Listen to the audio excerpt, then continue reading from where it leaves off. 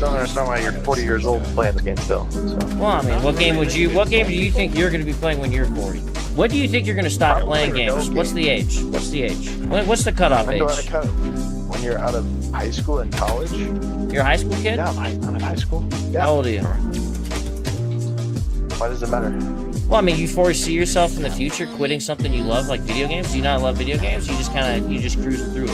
I mean, I think it's a little bit of a waste of time when you're that old. But well, how do you know? You're not old yet. I mean, I can think of probably reasons that video games would be a waste of time for high school kids. Are you in honor classes to get more than a 4.0? No, but... You know what I'm saying? There's more things you could be doing to improve your life than playing video games too, right? Yeah, you study and not play games. Hey, just recreation, man. Having fun. Ain't nothing wrong with that. Alright, then. Me. Well, they may not be. So let's going live. We are live. Hello, everybody, and welcome to Honey Badger Arcade. My name is Brian, and I'm here with an old friend of the channel. We go way back, Dave Cullen of the Dave Cullen Show. What's up, Dave? How are you? It's so good to hear from you, honestly. Thank you so much, Brian. That was another life. Yeah, right. I had so much more hair and so much more hope and hair. I had plenty of both. Yes, some more hair. Yeah, so some people don't know you are the man behind my cartoons, my graphics. So you're gonna have to do them all again, but maybe just put a hat on my head. Well, yeah, we'll figure something out. I think I can do something a lot cooler if you legitimately want more of these cartoons. Because whenever I see your videos, I tell my wife, I was like, I drew those. But you're an artist. You probably look at them and go, "Oh, I could have done this. I could have done that." I see imperfections in some of those drawings that no one would notice, and it drives me bananas. Like I look at it and I'm just like, oh my God, how come no one has pointed this out? But anyway, it is, I do feel honored to, because I think like your channel, the Dave Cullen Show, it blew up pretty quick. And you're basically just talking about, well, cultural things, shows, movies, franchises, stories, and people really want to hear about that stuff, I guess. Huh? I'm amazed. I can't explain it. I'm just a guy on the internet with an opinion. But hopefully giving people some entertainment, something to think about, and also some maybe background to what's happening in pop culture, maybe a little bit of why. Yeah. But also giving them, it's like anything else. I mean, with this sort of content creation, people are interested in a particular genre. Maybe I kind of sort of specialize, I suppose, in the sci-fi stuff. And, people follow these creators because maybe they don't have time to go off and research this stuff themselves or whatever. And some of it is newsy content. Not all of it is evergreen. Some of it, has a shelf life, but people want that as well. They want to know what's hot with the latest Marvel film, or what's hot with the latest, Disney production, or, what's worth watching, what's not worth watching. So, but I do, and I have, and from the beginning actually of the channel, it's not a complaining channel purely, right? No. It was this complaininess, but it wasn't always like that. The history of the channel has always been talking about the sci-fi that I love. And this you go back through the archive, you'll see that. So I do review stuff like I do request, some of my Subscribe Star supporters ask me to, like, I've got a film reviewing from 1971, Steven Spielberg's first directorial debut, the film Jewel. So somebody wants me to review that. That's not a sci-fi movie. That's a thriller. Yeah. That's a road thriller. And then I do a segment most months where I look at and I promote fan films. Because fan films can be a great way for indie filmmakers to showcase their talent. And from there, maybe they go off, once they build an audience from that, they can do their own original stuff as well. So I do try to say, look, we complain about Hollywood. We praise them when they do good stuff. We complain when they don't. But you know what? Sometimes we also have to find the solutions, and the solutions are, well, hopefully us. You know, we can create content ourselves, and the tools are there to do it. The technology is there to do it. And who knows, maybe AI will be a disruptive force for good as opposed to a negative one. So yeah, I think there's reasons to be positive there. Yeah, and I think, well, I think I know why people watch content like yours, because the truth is that people are looking for the opinions of like regular folks. You know, when in the past, I remember when a new movie was about to, you know, hit the theaters, we would look in the newspaper. Remember those? And we would look for in the review section. I would look at Siskel and Ebert, and they would tell me, is this worth my time or not? And nowadays, you know, anybody can share their opinion, but I think that's what people are looking for. Like, people don't go to movie websites for reviews anymore. I don't even think Rotten Tomatoes is relevant now. They just know people online who have similar tastes, and they just say, oh, what does the guy who likes the same things I like think about this? Kind of like your friends, you know. And so yeah, I think that's great. And I did note, like, I think one of the earliest videos you did was something about Star Trek, and I figure, oh, he's a Trekkie. That's cool. Like, I wasn't really into that when I was growing up. No shade. I did like the old show because of the, you know, melodrama of the original series, but then I thought, okay, so, you know, you because we didn't really talk about that stuff when we used to hang out. We hung out like once. I don't know why I'm putting it that way. Like when I met you at VidCon in 2017. But it meant so much to you. I made an impact. You did, yeah. No, I thought it was like like I met a lot of people then, but you were one of my favorite people. Like, I could tell you were just like a genuine person. Like, that's what I'm saying. It's authenticity is what people are looking for. I'm a genuine AI. Yeah. I'm one of the good artificial intelligent bots. That's right. Yeah. That's right. So speaking of which, the reason why I brought you on was I wanted to talk to you a little bit about, obviously, like, culture and stuff, but also your book. So maybe books plural, because I think you've written more than one, or you're working on more than one. Am I getting ahead of myself there? I finished my first fiction novel late last year, and so that's Deus V Machina. So that's been out a few months, and then I just a few weeks ago, I launched a small book called it's a non-fiction, and it's called The Checkmate Machine, and it's a collection of essays on me ranting against the negatives of smart technology and how we've become accustomed to too much tech in our lives. But yeah, so they're both available on, well, lots of different platforms as well as Amazon, of course. But yeah, so I've started writing. It's something I've meant to do for a long time. I've been putting it off, and I've just got to. Have you in the last? Yeah, have you always wanted to do that? Like, because that was one thing I was going to ask you. Have you always wanted to be a writer, or is this like an urge, like an inspiration that came later? I suppose I probably wanted to do indie movies, but I don't know. I guess I wanted to tell stories. I'm not a big reader, but when I do read, like, I go through like a lot of books. I kind of binge read books in a few at a go, and then I won't read for ages. And but I thought, yeah, geez, I could do something here, you know. And I had the idea for Deus V Machina back in 2019. It sort of came to me more or less in one morning. You know, sometimes you just inspiration strikes, and so I hit the record button on my microphone, and I just spoke into the microphone of what was coming into my head at the time. And I still have the recording, and the plot has changed a little bit, but not dramatically. And So I didn't know what genre it was going to be. Yeah. I didn't know it was going to be like a detective noir mystery, but that kind of came later. But the basic story of AI and God and spirituality and technology, that fascinated me for a long time, and sort of mirrored, I guess, maybe my own journey. So yeah, sorry. No, Go that's ahead. great. No, I was good. So your process. So because I have started writing a couple of essays that I want to use to make videos about. But writing is just not my thing. Like, I feel so, what's the word? Unequipped but I have been sort of like writing down my thoughts, but I'm more of a speaker. And so it's interesting that you said that you basically just turned on a microphone and started doing like a verbal stream of consciousness, and then took that and then wrote something based on that. Is that right? Well, yeah, it was a 2 or 3 minute like recording of the basic premise because I came up with I thought it was a clever little hook, a little idea that had a nice twist to it.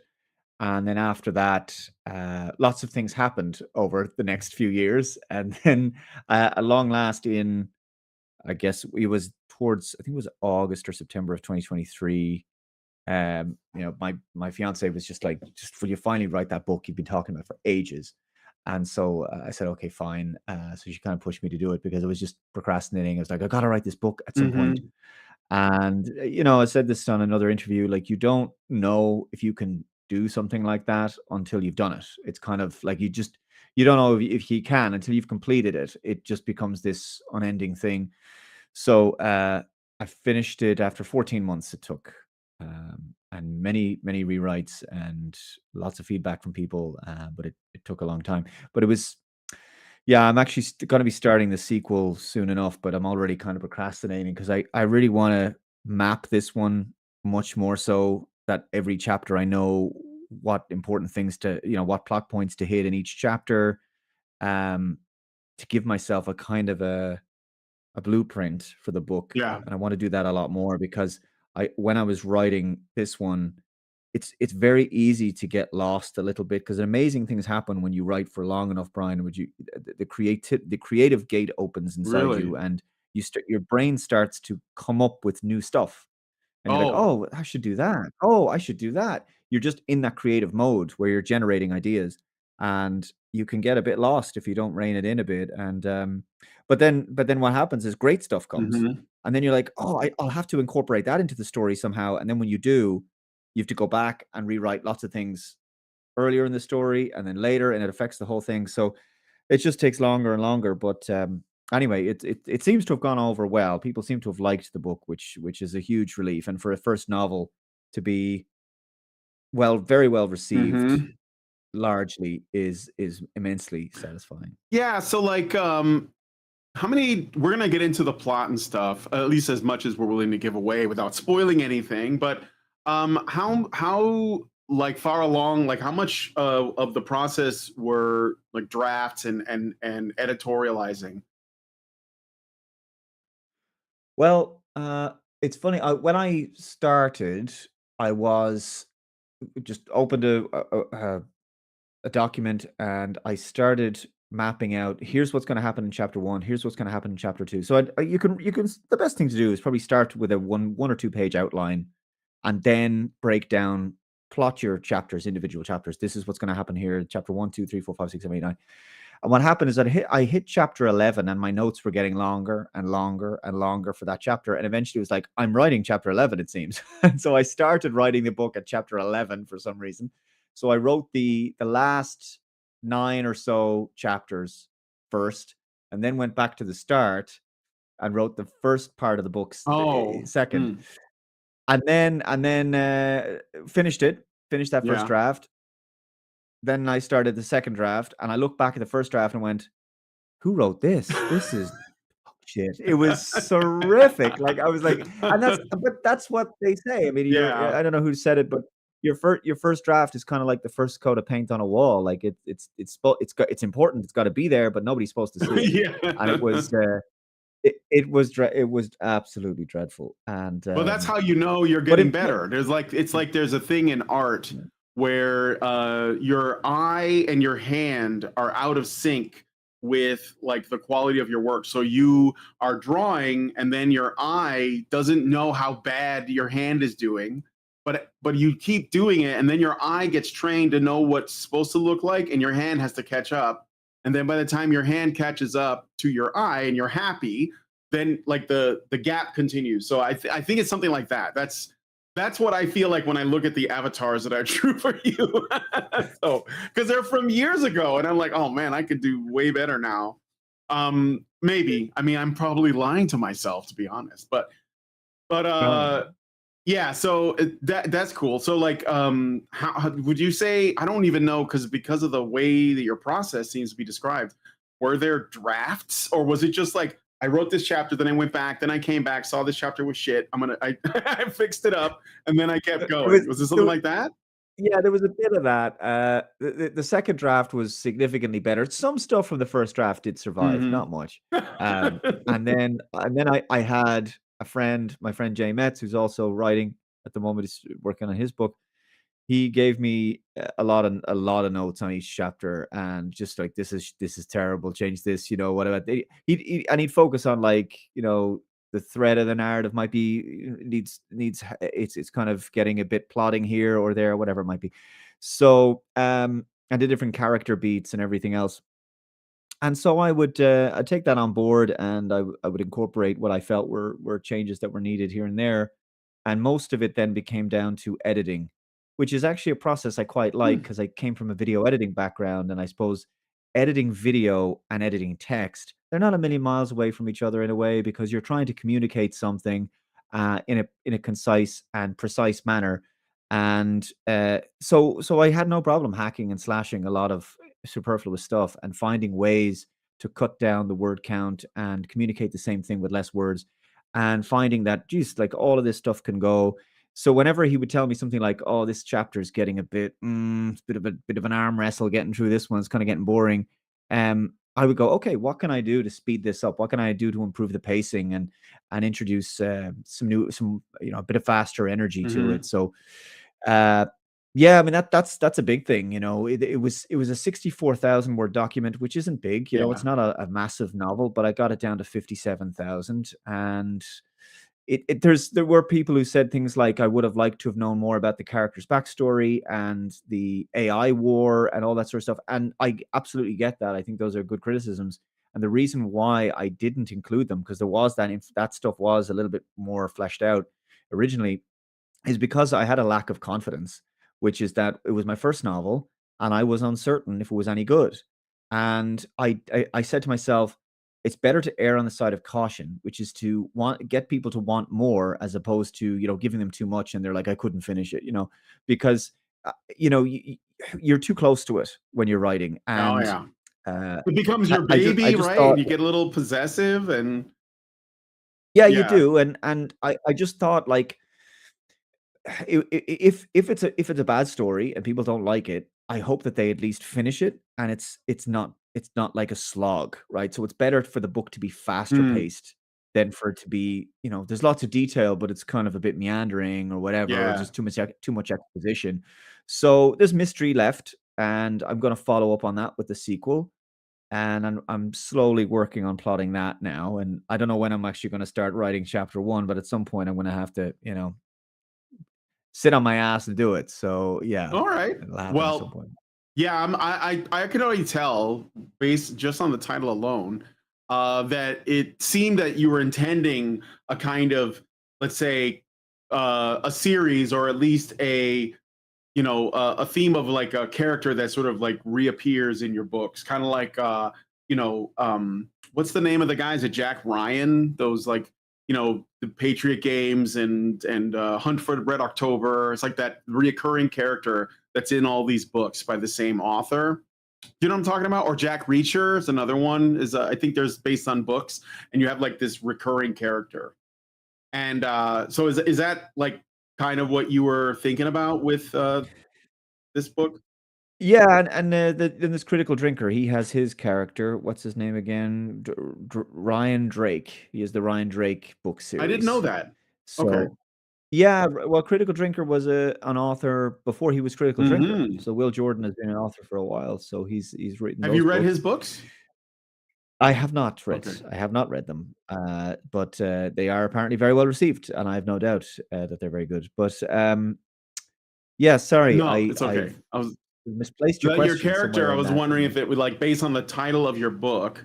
By the way, guys, the book is Deus V Machina, and you can get it on Amazon and any place else. Amazon, you can get it on Ingram Spark, Barnes and Noble, and a bunch of others. All the I think it's on the Apple Store as well, the Google Play Store if you want the audiobook. The audiobook's in a few places. It hasn't showed up on Audible yet. It was supposed to be Oh, do you there have an by now, but audiobook for it?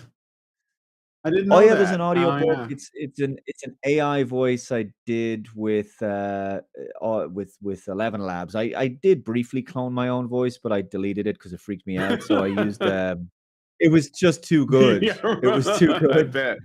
So I used another guy. I used an American Okay.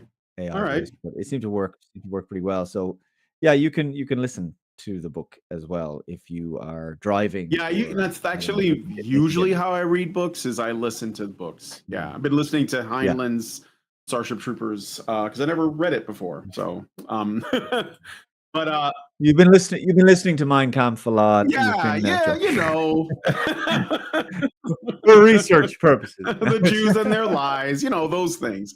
I'm kidding. It's just Martin Luther, guys. Anyway, but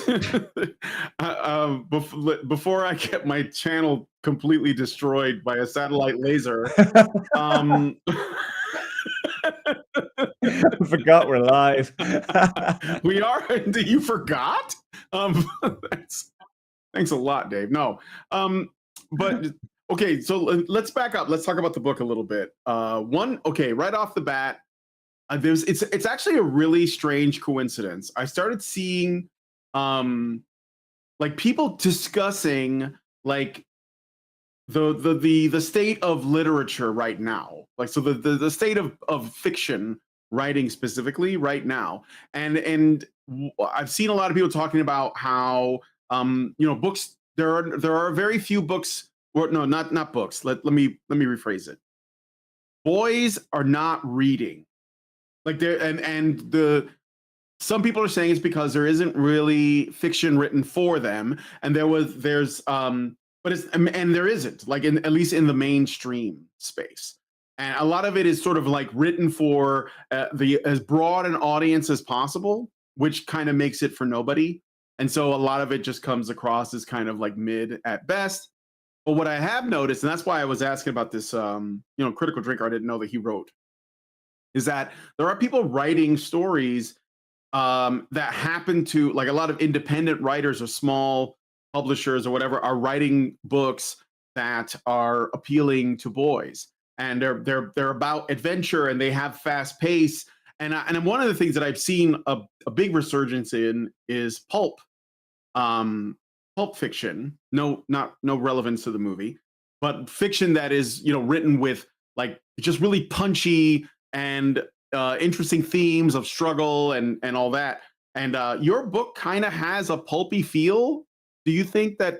Do you see where I'm going with that? Because it's kind of a detective story, kind of pulpy, and definitely like it doesn't slow down really, which I appreciate. I mean, there's quiets, but it's not boring. You know what I mean? Oh well, I'm glad to hear it. Yeah, I think yeah, I think the idea of a future detective story, it wasn't something I would describe as a thriller. Mm-hmm. Some people have called it a thriller. I guess it kind of is, because to me a thriller is like every chapter ends on a cliffhanger. Although there is a little bit of that too, but generally the narrative builds quite quickly. And again, that came down to uh you know it I really didn't know how to pace it unless, each chapter was really progressing things quite Yeah. quickly. And looking back, just like you were talking about the cartoons, I can see things that, oh yeah, I definitely would change this and that. I'd do a little bit more of this, less of that. But I don't know really in terms of genre. I don't know enough about sort of the pulp stuff that you're describing to know. I think I'd put it this way. I'd call it a detective noir mystery with sci-fi elements, I suppose, which is a few genres, but unintentionally it became also Christian fiction. Mm-hmm. And some, it's a little bit of sort of maybe how would you call it? Like, yeah, Christian, I suppose Christian fiction, yeah, because there's a bit of end times kind of stuff in there, and obviously there's the philosophical questions about good and evil and God and everything else, and there's important elements of the Bible. So I didn't intend it to be that. It was supposed to be like, this is a character. Jesus is one of the characters in the story. There's been this second coming, and you're not really sure what to believe because the protagonist isn't, and he's Cody Stockton is this guy who's lost his faith. So obviously, it's going to be about that journey. Right. The original ending, without giving anything away, was much more open ended. It was really up to the interpretation of the audience. And what I did was, well, I suppose if I say I went for a more definitive ending, that might give a few things away. But I certainly I decided, like, originally that there was an extra twist which happens in the book that was supposed to be more subtle, that you might pick up on it on our second or third reading. But then I said, no, that's got to be the twist. And so I introduced another element which makes the book more sort of case closed. That's what it was, and more closure. I think some people, yeah, whether people like it or not, generally that surprises them the most, which is that people sort of go, well, that extra element to the ending helped the book a lot. So that was what I was aiming for. So I guess I achieved that for the most part. I don't know what you felt about it. Yeah. So no, I think that it certainly feels pulpy to me. And I guess when I say that, I mean, I don't know, it's kind of like a hard-boiled detective story in a way. And I think that that's something, and I like that there is like this romance plot, but it doesn't like bog things down. It doesn't feel like a second story that's like, sort of clumsily attached to the primary story. And I think the way that you handled the theological aspects and the religious aspects is, tasteful. And it really asks people to like think about this. And I feel like I had to talk around it because I don't want to give anything away. So how would you give me the what do they call it? The elevator pitch for the plot of the story without giving any, unless you want to give things away, because it's your story, to the people that are watching. Well, it depends. Is this one of these? Is this one of these like elevators in like Las Vegas, for like one of these really fast elevators where you can feel the acceleration and deceleration? These big towers, or is it like a really It's shitty like the one elevator in the parking lot that takes like a really. It's the one in the. it takes a really long time to do. The floors. the concept is that the fewer floors there are in a building, the slower the elevator is. I don't know if you know. Yes. So like I used to work in the Sears Tower, which was the tallest building in the world at the time in Chicago. Now they call it the Willis Tower, and that building had like 110 floors or something. And sometime I worked in the basement. Like it wasn't a basement. It was like the lower levels where there were shops, and I worked in one of the shops. And sometimes I would deliver stuff up to one of the floors where the law firms were at. And I would get on the elevator, and it was like a rocket ship. Like there were elevators that would go express to a floor, But then before that, I worked in a parking garage, and there was an elevator there, and it was like it took longer than the Sears Tower elevator to get to a floor. Anyway, just a. No, I'm not surprised. I'm not surprised. But that's yeah. So the elevator pitch. Well, it's. Geez, I'm rubbish at this. Like, I can tell you about the whole thing. I can yap on about it, but ask me to be concise and do this in 30 seconds. Oh yeah, we'll be able to. Go. Yeah. So it is a detective noir story based in Las Vegas in 2045. It's kind of light on sci-fi because it's kind of, I wanted it to be near future. 20 years is not that long. But Cody Stockton is investigating he's a private detective who's investigating a death that is sort of mysterious. It looks like it was an accident, but the sister of the deceased does not believe so. And this person was actually a whistleblower who is going to come forward and expose a scandal at a tech company. And when Stockton investigates, he quickly becomes unraveled in a larger conspiracy, which involves a satanic cult who have plans to do terrible, terrible things. And meantime, there are two very interesting things happening in the wider world, which again plays into the noir element of here's a character, and the kind of the world is, the sky is falling, the world is kind of encroaching upon them. Mm. And so one of them is that the world governments are considering reactivating this dormant AI network, which was originally responsible for the deaths of 1 billion people during the AI war, which Stockton fought in. And that was how he lost his faith. And then the second thing is that this man who claims to be Jesus Christ, the Son of God, has just started popping up all over the world, performing miracles and denouncing AI. So, so Stockton has his faith, I suppose, challenged, or his lack of faith. And meantime, he's careening forward to try to stop this cult from doing something terribly diabolical that they plan to do. So at that stage, the second half of the book, it just accelerates a lot more action. But the first part, you get hopefully an interesting and engaging mystery that keeps you guessing till the end. Yeah. So yeah, it's got detectives, it's got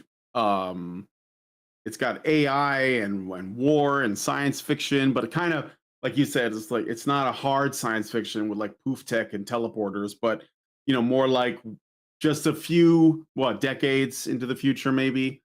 As you said, and it's got cults, it's got everything you need, and so it's super pulpy. I mean, that's all I can think of. And I think that it's what I think is interesting too is that I assume that one of the reasons why you did this was because maybe you felt as though like the way our culture is now, like in terms of like what our stories are, because I think that stories are extremely important.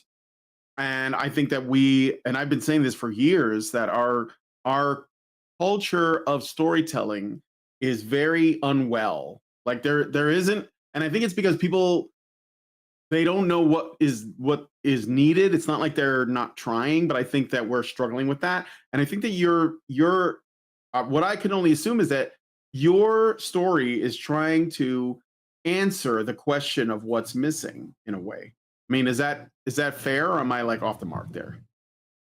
Well, no, I don't think. Yeah, I look. I mean, you want to tell the stories that interest you, and I am like yourself, someone who's maybe not been totally satisfied with the kind of quality of pop culture entertainment that's been out there in recent years.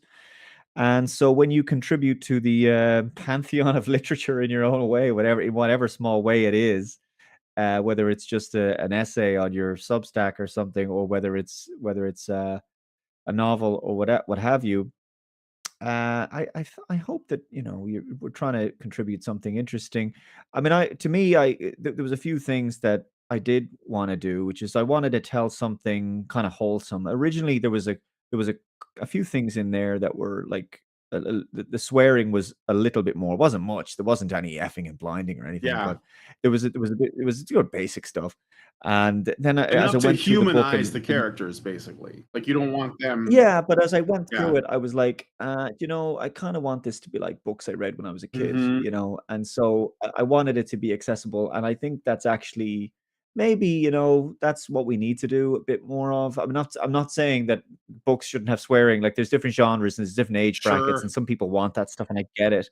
But I said to myself, no, I'm gonna omit that stuff and just make it as accessible as possible, so that it's I suppose younger people could read it, right? I know people as young as 12 have read it, but the recommended age I put in was 16. I just because you have that option on Amazon, and I don't know whether is that kind of accurate. Probably, Yeah, I think you're right about that. 12-year-olds could read it, but I mean, again, like something doesn't need to have gamer words in it to be mature. In fact, it's probably more mature if your themes are thought provoking and stuff, which I think it is.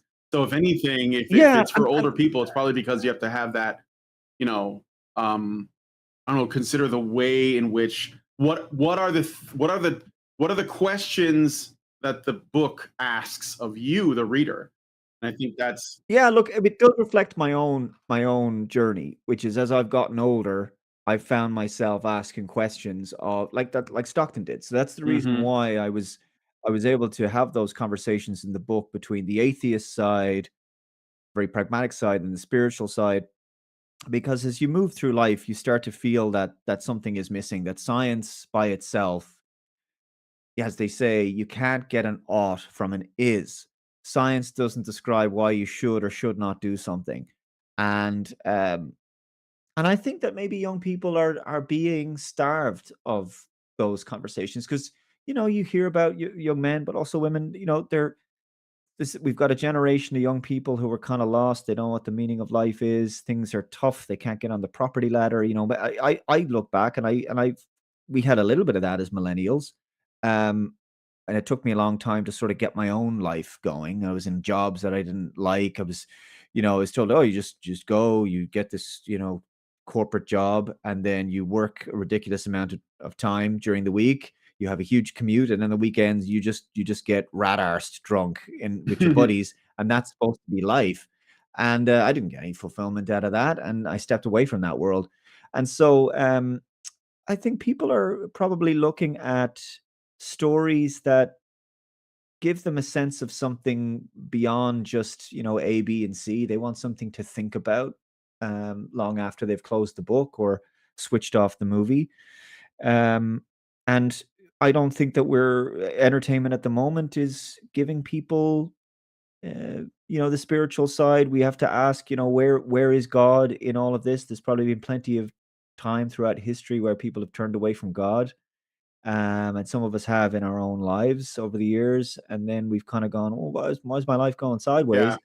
Um, and then come back to it. And so, yeah, lots of people talk about things like returning to tradition and going looking back at conventional wisdom of the past of our ancestors, but maybe they don't do anything about it. But it's interesting to at least write stories that maybe in some ways touch upon that. Mhm. So that was probably one of the objectives, I think, to a certain Yeah. degree, but without evangelizing or trying to beat people over the head with a lecture or something. Right. No, no, no. And I think that makes a lot of sense. It's I guess I've been on a similar sort of journey, after everything that's happened. It was more like I was starting to like ask myself, should I take this uh more seriously in terms of like whether or not there's more. And I think there is. And I think meaning is important. In fact, I heard this one line. It came from the most surprising place, but it really like put me on. It's something that I always think about. So you guys remember Shia LaBeouf, right? From the Transformers movies and that fourth Indiana Jones no one talks about. And he had a bad time of it in the last 10 years or so. And then he like disappeared from the spotlight for a while, and he came back and had like, basically had a completely different attitude about life. He became very religious. And one thing I saw him doing an interview, James Bernthal, the guy who plays the Punisher, and he was in like The Walking Dead first couple of seasons. He has this podcast. I can't remember what it's called, but he had, because he's kind of a Hollywood guy, he had Shia LaBeouf on his show, and they were talking about Shia LaBeouf's got like a family and he's married and stuff. And Shia LaBeouf said, "You're not put on this earth." This was his opinion, but it stuck with me because I think it's very interesting. And I tend to agree. He says, "You're not put on this earth to be happy. You're put on this earth to be useful."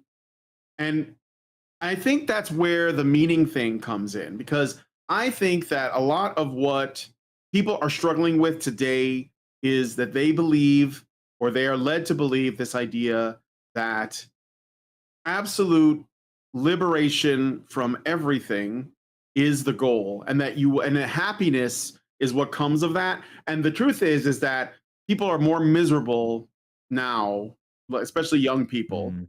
and it's because they don't have a sense of purpose. Because like if you're just pursuing happiness, you're not pursuing meaning, you're not pursuing purpose. Oh, yeah, absolutely. And Yeah. there's young men and women Hmm. had and were here for a reason to have a purpose in their life. They had a set of responsibilities, and one of those things was to each Yes. other first.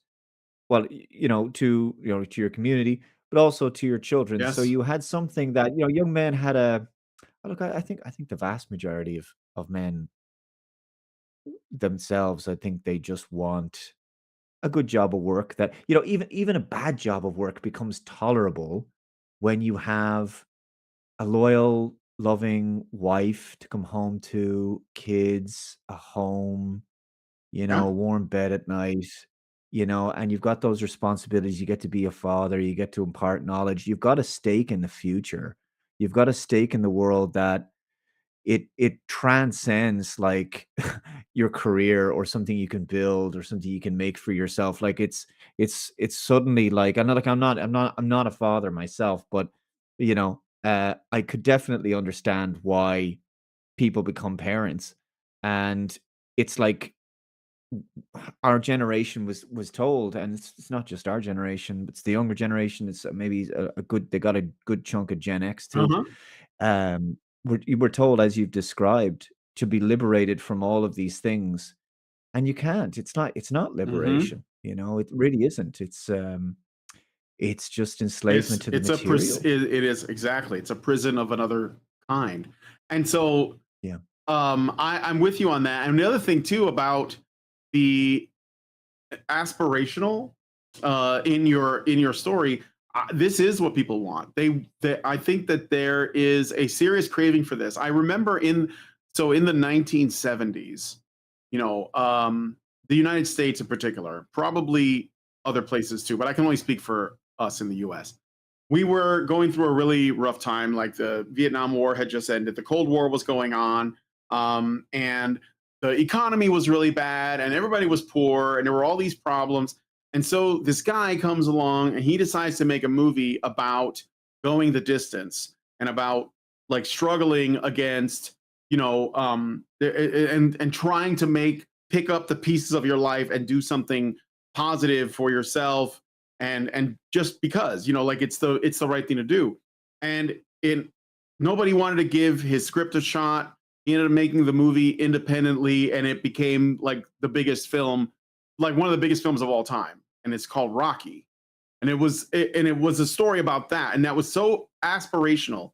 It started an entire trend of aspirational films about people who do, what they feel is right in their heart. Like they come from all different walks of life, and it was inspiring for people. And a Mhm. lot of work today that we see in our mainstream culture is, well, but primarily it's derivative. So this is another thing that people, it's like a sequel, a reboot, an adaptation. So first off, it's already not really piercing our imagination because we already know what it entails, even if they put their own spin on it. So there's that. And again, I'm not trying to just complain for complaining's sake. I'm pointing out why people are not resonating. I mean, they keep churning this stuff out, and it's just product on an assembly line, and no one's really responding to it, except say for some things. And then you have like on top of that, a lot of it's very cynical. Like it's not even what is it? It's not even authentic. It becomes a parody of itself. Like Yes, there's a lot of what I've heard that term. Is it bathos or bathos? Have you heard about no, this? I've not heard this. So you have pathos, but this is the Marvel movies are full of this. Mhm. The irony. Yeah. I would call it irony, but there's a particular term for it. So bathos, and I'm probably going to butcher the definition here, is where you undercut a really serious moment of maybe reflection or drama, or a big, like, really important serious thing that's just happened, and you undercut that with a really mediocre moment of just like something kind of silly or that feels like awkward or embarrassing. Yeah, you completely And like take the air yeah, out of it. It's like you deflate the yeah, moment, right? Yeah. yeah, because there's no confidence with the tension anymore. I think it's almost as if the audience, sorry, it's almost as the filmmakers and the writers believe that the audience are too cynical to really take anything with conviction seriously Yeah, anymore. it's And so it would that, be like, yeah. as an example, okay, you're watching The Lord of the Rings, and Gandalf has just returned from Minas Tirith with his understanding of what the ring is, and he comes to Frodo and he appears from the shadows and says, "Is it secret? Is it safe?" And then a slow wet fart comes out. It's that, and then like Frodo looks around like confused because it just ruined the moment, and Sam is in the window like, So, I mean that's it's so. Yeah, it's like the heroes who look at the bad guy, like they look at the terrible thing in the sky, they're gonna go fight. Yeah. And then they go, one of them says, "Let's do this," and then the other guy next to him says it at the same time. And they go, "Oh, did you want to say it?" No, that sort of shit. Yeah, absolutely. That was literally in Ghostbusters 2016, wasn't it? That's right. And then there's also the moment of another example which I saw in an article was there's a serious moment between Star-Lord and I'm blanking now on Zoe Saldana's character's name. Gamora. Yeah. Gamora. And they're having a serious moment in Infinity War. Yeah. And they're talking, it's very serious. And then suddenly Drax, you hear him and he's eating chips. Oh yeah, sure. Eating. And he's pretending like he's moving slowly, like they can't see him.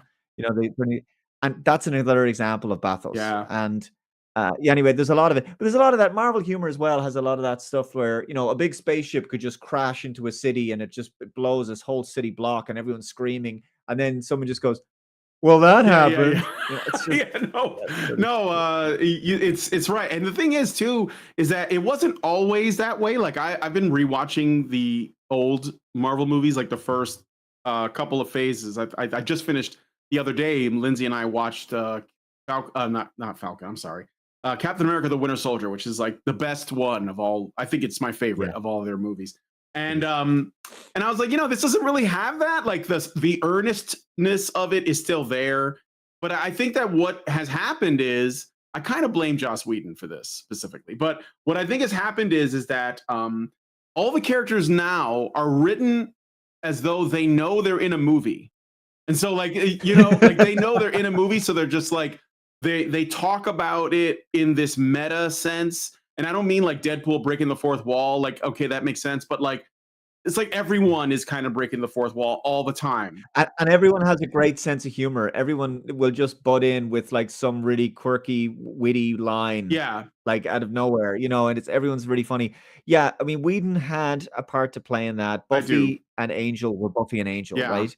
And it was a kind of a gimmick. It was new, but that kind of humor overstays its welcome. And the problem is that not every franchise can go that way or be that way. And The Simpsons, I think, also had a part to play in some of this irony stuff as well. Yeah. But without doubt, and then what happened is he brought that into Avengers, the first Avengers movie, and again, and because you're expecting it, there'll be a good funny gag here and there from Whedon, but the issue is that other people tried to emulate what he was doing, and they're not Joss Whedon. He could kind of get away with it, and I feel that. Well, I think that everyone's trying. Yeah, I think that there's a time. I'm not saying you can't obviously have jokes. Like I'm not saying that, but there's a time when you're just too tempted to do it too often, and I think it's sort of a crutch, and I think it harms them. So. Well, and I think most of all, people today, like the audiences, they really want authenticity. I think that people are craving for that, and I think we're gonna get it. I think that there was, one thing that I really miss about older films, like let's say, I don't know if you've ever watched like really like pretty old movies from like the 50s, like the old like Ray Harryhausen Sinbad movies, or Jason and the Argonauts, those, everyone is like, the thing about the acting back then, it was like they were always on a stage. And so everything was very like theatric, like something happened somewhere where along the way where people were like, no, we want people to feel real. And then you had like that period in maybe the 90s, because I think in the 80s still things were still a little bit melodramatic, and I love melodrama, and that's because maybe it's like sincere to the point of where it's obviously like slightly less than realistic, but I love melodrama. It's what I like about the old Star Wars movies. But Well, I think it's television. I think television had a role in that yeah, because TVs in the, the 50s and 60s, a lot of them they weren't great. The image quality was obviously very poor. The sound wasn't very good. So people were enunciating. They were acting still like they're on a yeah, stage, and they were mic'd in a way that was conducive to that. So then what happened is sound systems improved, visuals improved. You had more detail. The sound was better. So then the acting became more natural. And now it's at a stage where the screens are so massive, our sound systems are so much better. People have surround sounds and so forth, what have you. And obviously the microphones are so much better. But it's like there's a lot of whispering going on yeah. now. You may have noticed. And I can understand that evolution. It's just the problem is that the acting is this. Well, I don't know. Michael Burnham did it so many times in Star Trek Oh Discovery. It's an God. odd choice, Yeah. But yeah, it's irritating. Yeah, It's yeah. irritating to say the least. Well, yeah. So I'm sorry, I'm getting way off track. So I just wanted to say that I do think that what people are craving is something that at least isn't tongue in cheek all the time, but I think overtly audiences are craving something authentic, and they're really not fans of Hollywood. Like the Oscars happened, nobody watched. It was like the worst ratings, record low ratings. Okay. And so, I mean, there could be a number of reasons for that. Obviously, Hollywood is notorious for all of their virtue signaling, but I think it's really because the quality of their storytelling is not like on par. And I think that independent work is becoming easier and easier to make. Like the bar for entry is lower and lower, and because of the internet, we have like so many people making fan projects. And I one of the things you talk about on your channel, you do highlight those. I've seen a few. There was this crazy AI. Was it done with AI? I can't remember, but it was like this old series Star Trek thing with Spock and everything. Do you remember talking about that? Well, yeah. So that didn't It was use like AI. CGI. It That was like was, a I think. de-aging thing, maybe, or Yeah, so I think you're talking about Otoy and the Roddenberry mm-hmm. Archive, where they brought William Shatner, or what appeared to be William Shatner, was actually an actor called Sam Witwer with a digital face on his, and then they brought back Spock, Leonard Nimoy, but that was actually an actor by the name of Lawrence Selleck. They put a CG on him. Yeah, I mean, so there's those kind of things happening. There are also AI filmmakers, people who are creating AI video art, and it's the things like the lip syncing is getting better and better. But we are going to see it very quickly. In the next year or two, you're going to start seeing AI movies that are like, whoa, okay, we don't need actors anymore. We don't need anything anymore, right? Anyone's just going to be able to, it's basically animation, but at a very advanced level. So, yeah, I suspect that that's going to have a big impact on Hollywood. I think what Hollywood has going for it is that it does, and we talked about reboots there and that and franchises, it has the rights to the studios have the rights to the intellectual properties. So they'll be able to continue to monetize those on the grounds of nostalgia and built-in audiences that they already have. So they'll be able to continue to make those big blockbuster movies. I hope that they're going to be making them cheaper and they're not quite so wasteful as they have been in recent years. A lot of it feels like just tax write-offs. So I suspect that that's where they'll go. It'll just be really the big blockbuster movies will be what you'll go to see in the cinema, but everything else will just watch at home. And who knows, maybe indie filmmakers will be able to produce stuff that's on par. I can't imagine that that isn't going to change things across the board. One thing that we have going for us at the moment is that the laws are very much on our side with respect to what is AI generated purely and AI assisted. Mm-hmm. And so, yeah, like that's why I personally don't think AI should be used to create stuff because a prompt, believe it or not, is not authorship of Mm-hmm. something. It's not legal authorship. Purely AI generated content is considered public domain. AI assisted, and that's kind of a gray area, that is something that you can copyright. I'm not a lawyer again, but that's as to where the line is, Mm. it's not clear. So we're still in a kind of a with AI, maybe we're in an almost .com bubble situation. I don't know. This whole situation has to play out over the next few years to find out where we are. But you're right. I think independent filmmaking is going to be tip the scale in with respect to the audience's favor.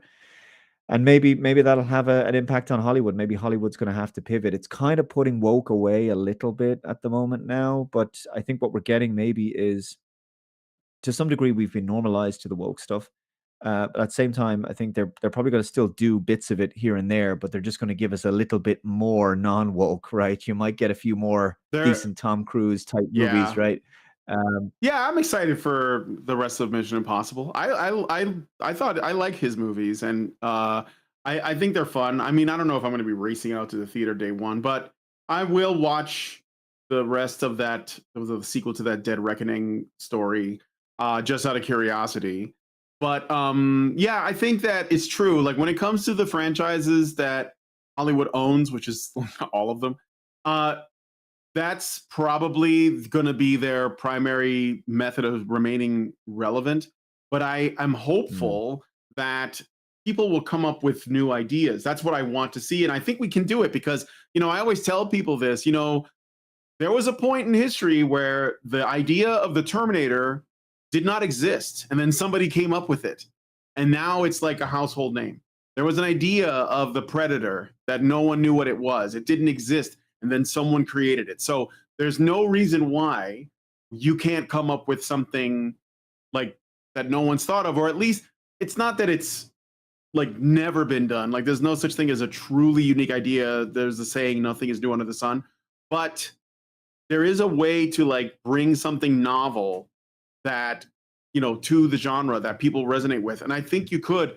I will say this, I think the next pop culture icon is coming, and it's not going to be coming from Hollywood, and it's going to probably start an avalanche of creativity, like of people coming up with things that haven't been done. They may borrow inspiration from stuff going on in other parts of the world, like the Far East, like Japan and China and Korea.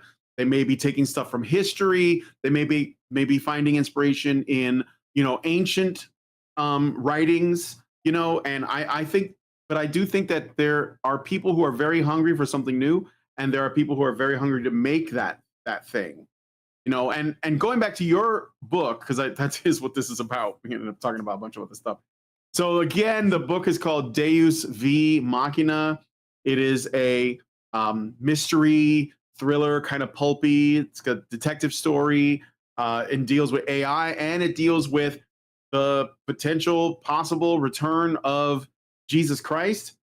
But it's not. Which I gotta be honest, I didn't know how people were. Yeah. Yeah, I didn't know how people were gonna receive that. Because I was like, well, "You're gonna do what?" And I thought that people were either gonna really cringe at the idea, or that people were just going to be, because I remember when I was 18, I actually had a story. I was writing a story, in school, and it was about the second coming of Christ. It was very different, but I don't know. I seem to always have this in me. I wanted to tell this story about what if he did come back, because nobody's like talking about this. People have done sort of like Christ-like figures, but nobody has ever done a story of, okay, look, what happens if Jesus comes back? What if you really believe, like, what if he came back?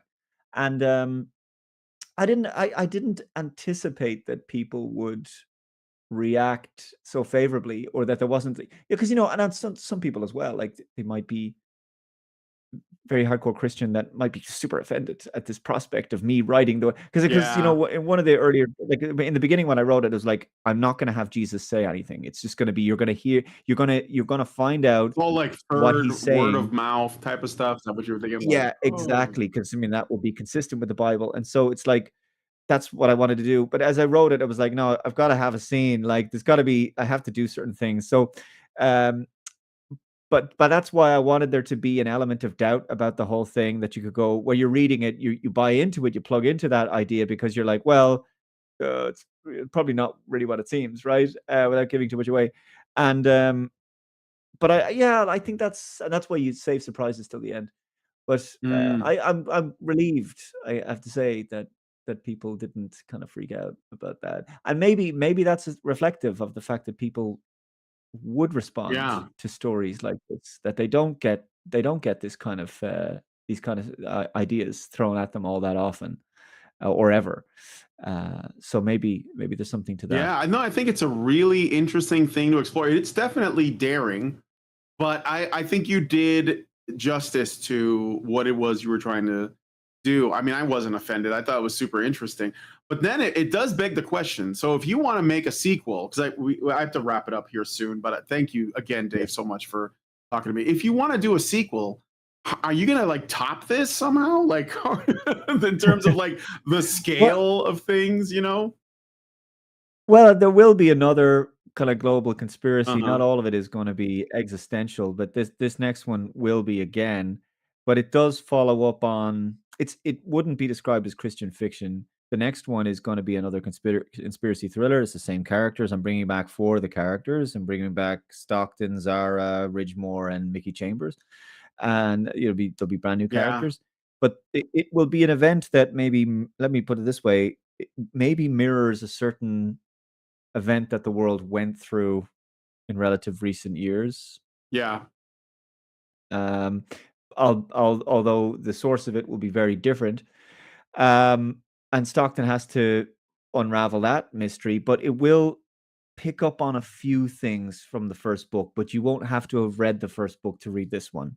And I will be delving into his past and his relationship with his brother and the war and everything. So there'll be a little bit of that as well. I'm still toing and froing on where I'm going with the ending. I have a fair idea, but one thing that definitely the story will have is more interpersonal conflict and a lot more sort of like double crosses and ambushes and distrustful people. So there'll be a lot more of that. There'll be a lot more sort of twists and turns throughout the story as opposed to more towards the end. So I'm hoping that it will just maybe incite a little bit more of interest throughout. But yeah, that's TBD. Yeah, well, the book again, guys, is called Deus V Machina. And what's the did you release the other one? I saw that you made a video where you had AI do a podcast review of your book. It's crazy. It's that notebook LM. The scary thing is that we see all these AI tools come out, and then within 6 months or a year they're dated, and then there's something else. So I don't know.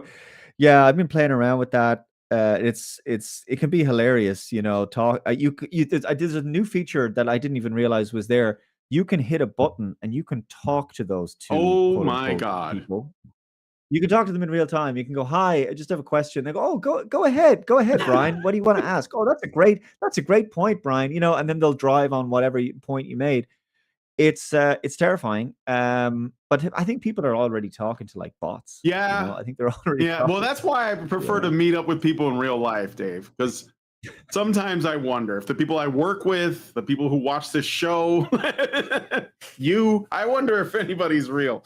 But okay, well, I'll give you this. Let me see if this works. There you go. I'm in a closet. Okay, this is me with my very little hair now. I didn't think you were gonna do this for anybody and show me your face. These are clothes. I'm in a temporary workspace. I don't believe it. Still being worked on. So I am real, believe it or not. Sorry about this. Well, I've no lighting. I've nothing. It's the lighting's terrible. So this is why I don't show my face all that often. You're fine, but now you have to stay up until I close it out. But I am going to end the show there. Again, the book is called Deus V Machina.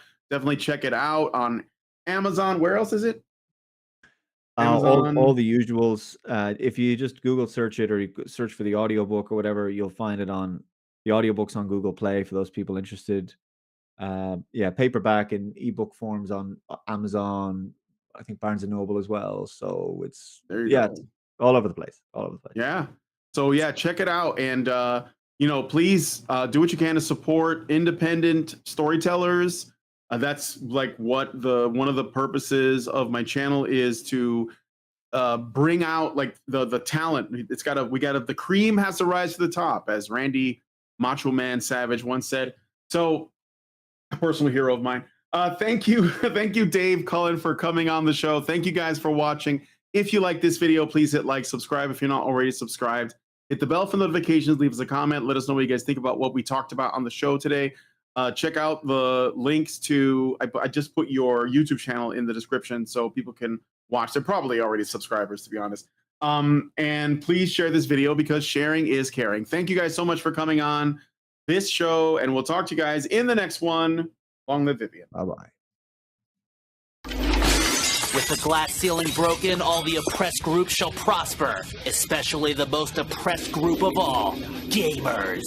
I want people in the industry to be a little bit louder about people being mean to other people, and maybe say it's not a good thing.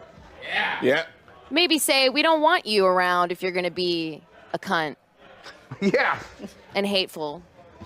And that the games industry is diverse naturally. Not because anyone's making them be diverse.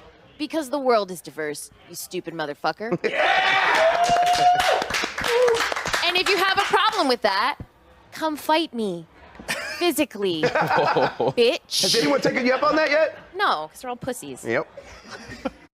Down here, salt is a way of life. Obviously, the environment down here is all salt. The ceiling's salt, the floor is salt, the walls are salt, and to an extent, the air is salt. And you breathe that in, and you can constantly taste the salt.